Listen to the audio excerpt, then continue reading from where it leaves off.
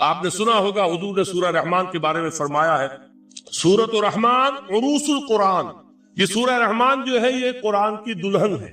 جیسے دلہن کو آپ خوشنما لباس پہناتے ہیں، آراستہ پیراستہ اس کو گہنے اور اس کو زیور پہناتے ہیں، تو جس طریقے سے سجاتے ہیں آپ دلہن کو، اللہ تعالیٰ نے ایک سورت قرآن مجید میں یہ ایسی رکھی ہے سورہ رحمان کی، اسے خوب سجایا۔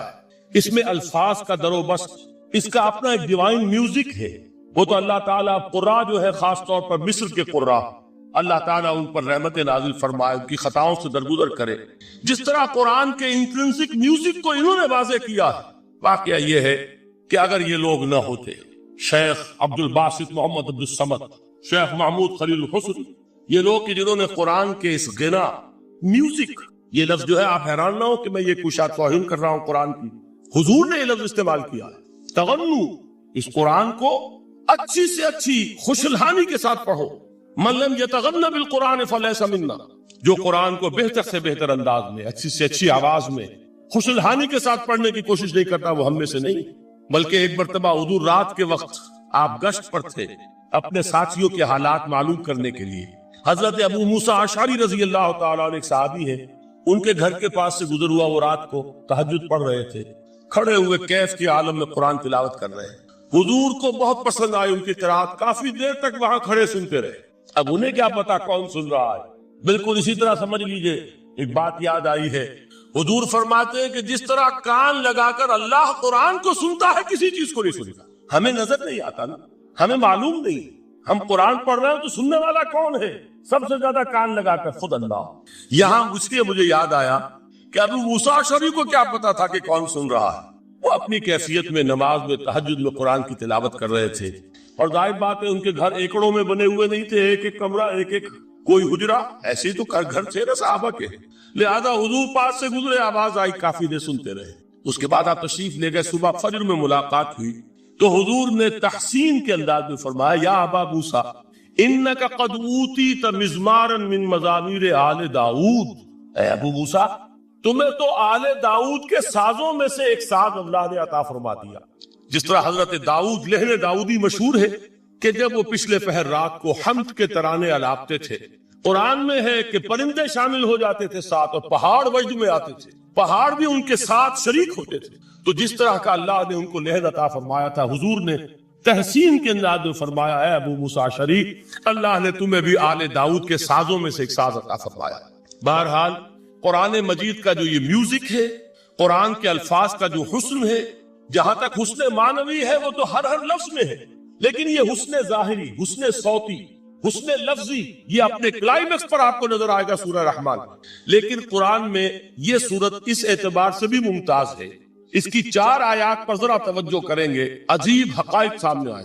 جہاں یہ قرآن مجید کے حسن صوت اور حسن لفظی کی معراج ہے، وہیں اس کی پہلی 4 آیات میں 4 چوٹی کی چیزوں کا ذکر ہے، سب سے اونچی چیز ہے۔ پہلی آیت کیا ہے؟ الرحمن، ایک آیت ہو گئی۔ رحمان کیا ہے؟ اللہ کا نام ہے۔ کبھی آپ نے غور کیا اللہ کے ناموں میں سب سے پیارا نام کون سا ہوگا؟ رحمان۔ کیوں؟ اس کا مادہ کیا ہے؟ رحمت۔ ہمیں سب سے بڑھ کر جس چیز کی ضرورت ہے وہ کیا ہے؟ رحمت خداوندی۔ نام اچھی طرح سن لیجئے اس حضور کے قول کو۔ حضور فرماتے کوئی شخص جنت میں مجرد اپنے عمل کی بنیاد پر داخل نہیں ہو سکے گا جب تک کہ رحمت خداوندی دستگیری نہ کرے۔ کسی صحابی نے بڑی ہمت اور جرأت کا ثبوت دیا کہ پوچھ لیا، کیا حضور آپ بھی؟ جب آپ نے فرمایا کوئی شخص داخل نہیں ہو سکتا جنت میں محض اپنے عمل کی بنیاد پر جب تک کہ رحمت خداوندی جو ہے وہ دستگیری نہ فرمائے۔ پوچھا گیا کیا آپ بھی؟ آپ نے فرمایا ہاں میں بھی۔ آپ انداز کیجئے کہ اگر محمد الرسول اللہ بھی رحمت خداوندی کے ضرورت مند ہو تو تاب دیگرہ چے رسد، ہماری تو سب سے بڑی ضرورت رحمت خداوندی۔ اب یہ رحمت جو ہے قرآن مجید میں اللہ تعالیٰ کی یہ شان 2 الفاظ کے ذریعے سے آتی ہے، رحیم اور رحمان، اور کوئی مادہ نہیں ہے جس سے 2 نام بنتے ہوں اللہ کا، لیکن یہ مادہ ہے واحد رحمت کا کہ جس سے رحمان بھی ہے رحیم بھی ہے۔ رحیم صفت مشبہ ہے، رحمت دائم ہو جائے گی، مستقل ہوگی تو رحیم کہیں گے، اور رحمان اس میں رحمت کی ایک وہ شان ہے کہ جیسے ٹھاٹھے مارتا ہوا سمندر ہو، ہیجان کی کیفیت، طوفانی کیفیت، رحمت خداوندی کا طوفانی جوش، وہ ہے رحمان۔ آپ تو رہتے اس علاقے میں ہیں، آپ کو معلوم ہے عرب اگر بھوکا مرا جا رہا ہو تو کیا کہے گا؟ انا جوعان. پیاسا مرا جا رہا ہو انا عطشان. بہت غضبناک ہوگا غضبان. غضبان آصفہ قرآن میں آیا، بہت غضبناک. رحمان جس کی رحمت جو ہے جوش میں ہے، ٹھاٹھے مارتے ہوئے سمندر کے مانے. تو یہ اللہ تعالیٰ کے ناموں میں سب سے پیارا نام. اب آگے چلیے. الرحمن علم القرآن، رحمان نے قرآن سکھایا. رحمت خداوندی کا سب سے بڑا مظہر، رحمان کی رحمانیت کا سب سے بڑا مظہر قرآن ہے. ان میں جو منطقی ربط ہے اس کو سمجھتے جائیے. اچھا آپ یہ سوچئے، جو علم بھی انسان کو حاصل ہوا وہ کس نے دیا؟ اللہ نے. سائنس کا علم کس نے دیا؟ اللہ نے. علم آدم الاسماء کلہا، وہ علم الاسماء جو حضرت آدم کو دے دیا گیا تھا ازل میں، یہ اسی کا ظہور ہے، یہ اسی کی ایکسفولیشن ہے جو ہو رہی ہے اور ہوتی رہے گی ابھی. اور دوسرے علم ہے وہ کس نے دی؟ اللہ. لا یحیطون بشیء من علمہ الا بما شاء، مخلوق میں سے کوئی اللہ کے علم میں سے کسی شے کا احاطہ نہیں کر سکتا مگر وہ جتنا اللہ دینا چاہے. لیکن یہ کہ تمام علوم میں چوٹی کا علم قرآن. نوٹ کرتے جائیے، چوٹی کی چیزیں جمع کی. اللہ کے ناموں میں چوٹی کا نام رحمان. اللہ نے جو کچھ انسان کو سکھایا اس میں چوٹی کا علم قرآن. خلق الانسان، انسان کو پیدا فرمایا.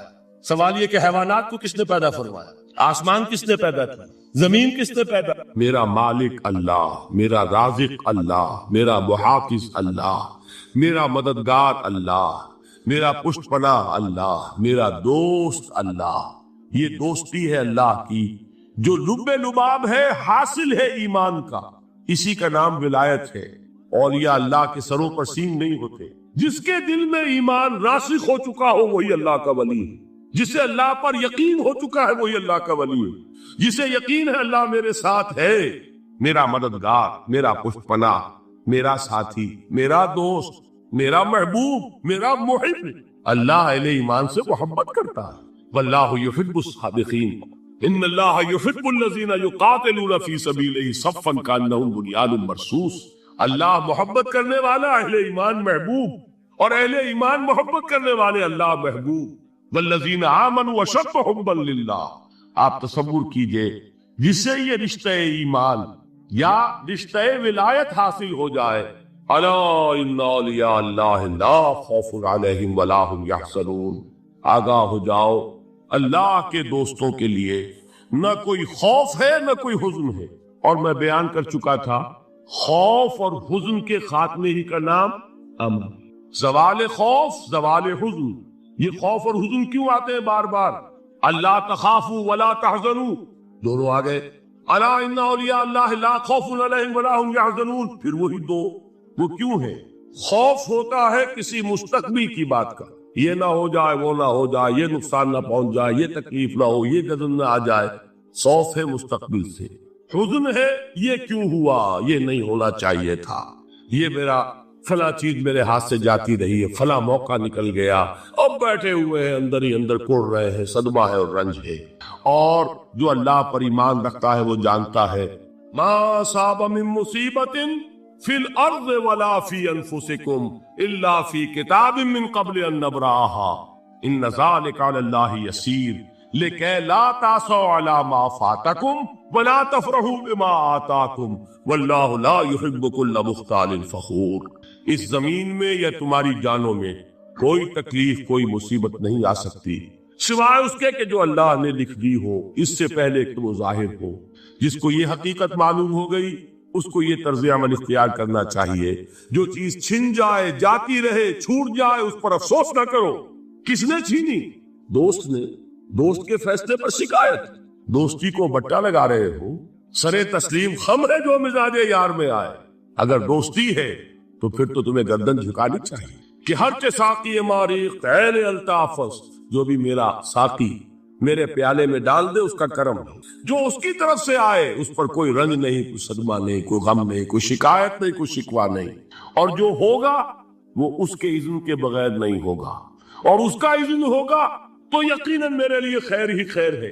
چاہے وہ ناگوار شے ہو، بظاہر مجھے اچھی نہ لگ رہی ہو، میری شارٹ سائٹڈنس میں مجھے وہ نظر آ رہی ہے کہ میرے لیے بری ہے، لیکن قرآن نے کہا ہے عسى ان تكرهوا شيئا وهو خير لكم وعسى ان تحبوا شيئا وهو شر لكم والله يعلم وانتم لا تعلمون. ہو سکتا ہے تم کسی چیز کو ناپسند کرو دراحال ہے کہ اسی میں تمہارا خیر ہو، اور ہو سکتا ہے تم کسی چیز کو پسند کرو دراحال ہے کہ اس میں تمہارا شر ہو. اللہ جانتا ہے تم نہیں جانتے. جب مجھے یہ بات معلوم ہو گئی میں نے اپنا معاملہ اللہ کے حوالے کیا.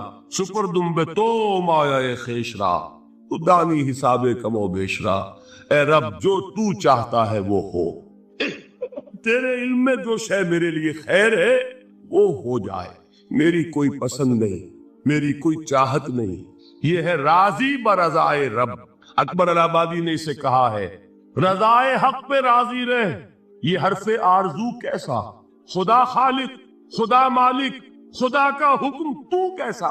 صبر کی ایک تقسیم ہے جو علماء نے، تین بنیادی قسم کے صبر. الصبر علی الطاعہ، اطاعت پر صبر کر. حکم ہے روزہ رکھو، روزہ رکھنا ہے جائے پیاس سے، حلق میں کانٹے پڑ رہے ہو، مئی اور جون کا روزہ ہو. یہ جو ہے صبر علی الطاعہ، اطاعت پر. اللہ آپ میں گئے ہوئے سوات کا غام، صبح کا وقت ہے اور آپ کو وضو کرنی ہے، پانی موجود ہے لیکن یخ، ہاتھ لگانے سے بھی انسان خوف کھاتا، اتنا یخ. لیکن جب پانی ہے تو وضو تو کرنا ہو، صبر کرنا پڑے گا.